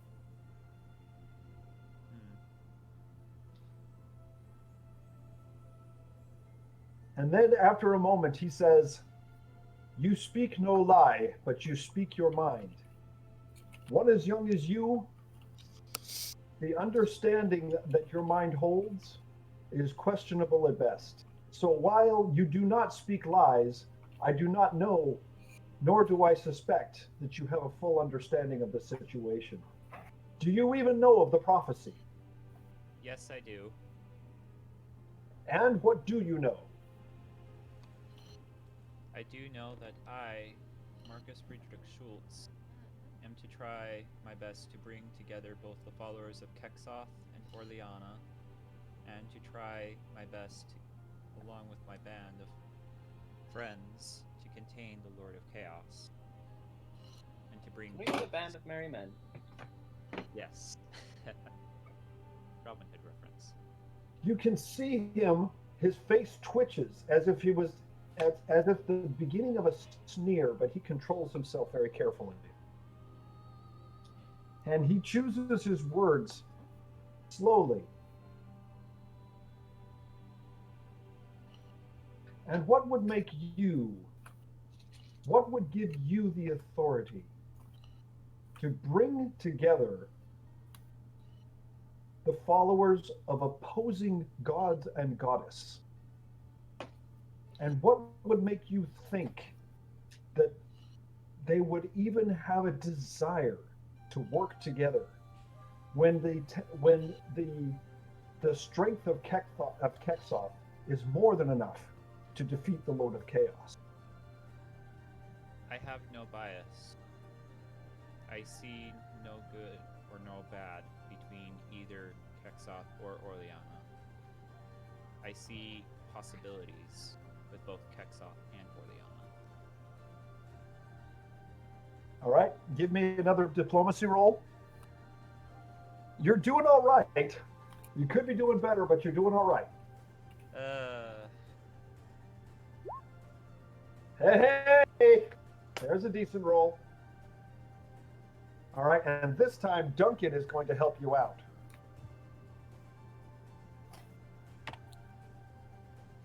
With his own diplomacy roll. Hey, there you go. All right, so that actually adds 2 to yours, so your roll ends up being 20. Duncan pipes up, and he says, "Do not make the mistake, sir, of assuming that the High Lord Kexoth and the Lady Orleana oppose each other. For in your own scripture does it not say that all who offer aid may be considered my friend?" The High Inquisitor turns to Duncan and nods. "A speaking horse who has knowledge of scripture." Hi. And his eyebrows raise at seeing the dire bat speak as well. "I am a man of faith, and I accept many things on belief alone. Though I am surprised at seeing this group before me and what would seem to be a learned horse, I do not deny that it is possible and even probable. Explain yourself," he turns back to Marcus. "Again, what gives you the authority to claim that both faiths may work together?" I'm trying to figure out the way to explain that. You can Tell always the go truth. with the "if we don't, we die" approach. Tell the truth. Yeah. You were commissioned, you were directed by the Avatar of Orleana herself. I was directed by the appearance of the goddess of Orleana herself, as well as the prophecy that was given to my family when I was born. You, a tribesman from the north, what know you of prophecy? I am well learned and educated. I am the son of the chief. You can even ask the head mage himself. He has consulted with me, and he has informed me further of the prophecy. So at that, the High Inquisitor deflates just a little bit, and he for the first time he looks to be just a little bit off balance. "You've spoken with the High Magus." Yes. He understands the direness of the situation and has offered his hand in help. We are merely asking for your hand in help as well. The High Inquisitor turns to the priest standing next to him, and has a hurriedly whispered conversation. Anyone who is within 20 feet of a High Inquisitor, give me a listen check. Marcus. Where's the letter What? H? Dang it. Oh, What? what happened to your ears? Oh, no! Sheik! Why? Sheik stole your ears, I guess. Ugh. He has a habit of doing that. Hey, look, I rolled a He 14. Yes, but Sir Squeaks, you have an amazing listen check. He's got So- a plus 15 to listen. Yes. Of all of you, Sir Squeaks is the only one who is actually able to overhear this hurriedly whispered conversation. And you hear the following, Sir Squeaks. 2 weeks I have tried to get an audience with that man. 2 weeks, and he shows not his face. And now someone shows up at the door to the temple telling me that he had an audience with the High Magus. His face is flushed and red, and you can tell that there is anger in his voice. So, Sir Squeaks, you can do with that as you please. You were the only one that the conversation. Maybe he can introduce you. Sir Squeaks interrupts. And the High Inquisitor suddenly stops, whispering to the priest, and stares at you, and his eyebrows are lowered in annoyance, almost anger. It's a dire bat. He hears everything. Sorry. And so the High Inquisitor straightens his cape and stands up straight and closes his eyes for a moment, and his face calms. No matter then. So you have seen the High Magus, and you claim to have his support. You also bring the support of the church across the way. Not just the support of the followers of Orleana, from Orleana herself, as well as Lady Marion. And at that, his jaw drops briefly before he again closes his mouth and regains his composure. So you mean to tell me that you have also spoken with Lady Marion? Yes. Well, she- these matters are of world importance. She's cool. She got a big round thing that makes your tongue frozen. I facepalm. Oh, okay. Break the tension, Sir Squeaks. I think that is the line of the evening. I'm trying to remember how many arcane points I have left. I think it's just like either 2. You or- used 2 of them to put ice on top of the roofs, so you have 2 left. Okay. So I'm going to use either 1 or 2 to just like twirl ice or to show him that I have magical. So you're gonna make a display of power. Yes. Roll. All right. Display of power. Roll. Oh dear. Yeah. Just a moment. I'm checking the skill sheet because I'm trying to figure out what skill should be involved here. First of all, tell me exactly what you're going to do with your arcane points. You're going to use 1 or 2. Depends on, I guess, what it would be. I guess what it would be like let's see. I guess I could try and make it snow right exactly in front of the door. Ah. Okay. So you're going to make a little snow flurry in front of the door. If our Okay. experience with 2 years ago and trying to start a campfire is an indication, please roll a d20. Yes. So that'll only cost you one arcane point. Okay. All right. And I do need you to make an intimidate check. Okay. I again cannot help much.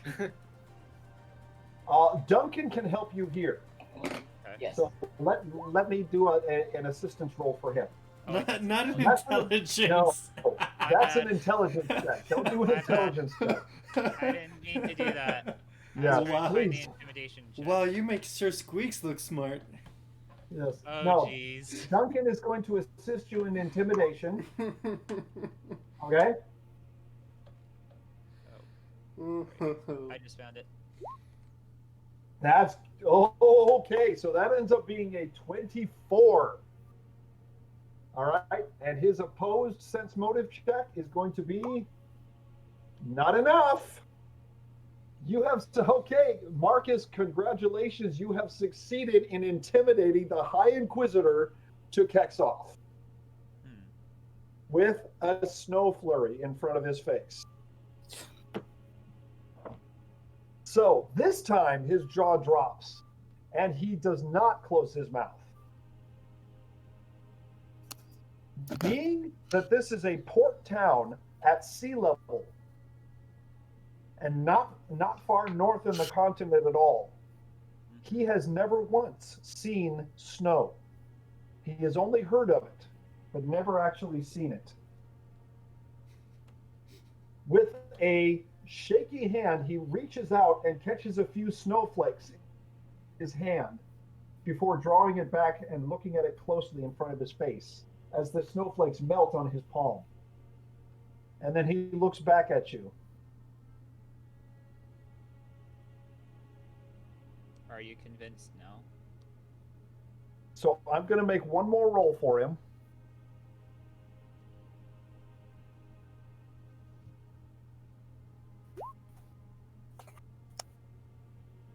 His hand clenches around the snowflakes and he sets his jaw.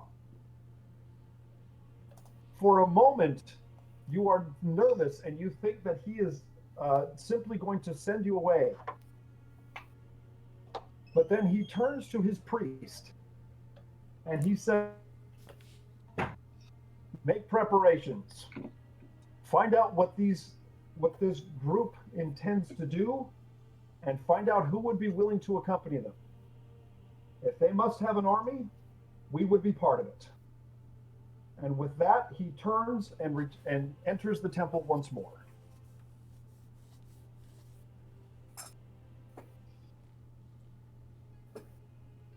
Leaving the rest of you wondering in awe at what just happened. A conversation that lasted no more than 15 minutes.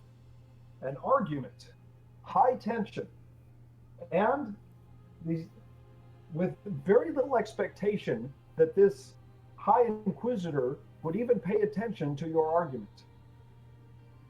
It seems that you have convinced him to lend his aid and the aid of the Temple of Kexoff to the effort in defeating the Lord of Chaos. Congratulations, Marcus. I am going to award you some experience for that. Well done. Yes. Yay! Good job. Okay. So we are actually down to about 7 minutes left. So Marcus, in between, in your efforts today, you were able to get the Mage Tower behind you and the Temple of Kexoff behind you. At least you think you have. While the Temple of while Orleana has clearly been behind you this whole time. Is there anyone else that you want to get help from before you Lose run your out magic. of time? I think my magic's probably really spent by this point of the day. I would suppose probably the town of Port Sheridan, but I think they would probably be swayed by either the priests of Kexoth or Orleana fairly easily. All right, so the High Inquisitor mentioned an army. What do you guys think of that? Why don't we ask the arena people? The people running the Colosseum? Yeah. At this point, The High Magus said that he thinks it's a question of weeks, if not days. Right. If you're going to get back to the beach cave next to Gurney Bay, going around the bay may take too much time. You're going to need to get yourself a boat. Well, since we have the support of the town so far, why don't we use some of that motivation to see if we can find a boat that's willing to take us? Now, you may want to go take a look and see if the boat you had commandeered before is still there. Can't. Well, If with, not- with a little bit of woodworking, we can make it saleable again if it's still there. No, so this isn't so squeeze. So when Faluco did his mojo on the boat, he did it to the wood rudder. He didn't do it to the steering wheel. So that boat is kaput. It is permanently going in a circle. Unless it's anchored. But yeah, if you hoist anchor, it's just going to go on. It's going to pull a Bismarck on you. That boat will permanently be in Port Sheridan's Bay. So I hope someone actually got the reference there. But what we can do, I do believe we might still have the catamaran. Right. Now the catamaran was being towed behind the boat. You roped it to the ship, so the catamaran would still be there. Yes. Didn't we use it to Get here, yes. yeah. Yeah, that's right. You brought it into port. It should still be at port. It should still be in port. Unless it got flagged as abandoned.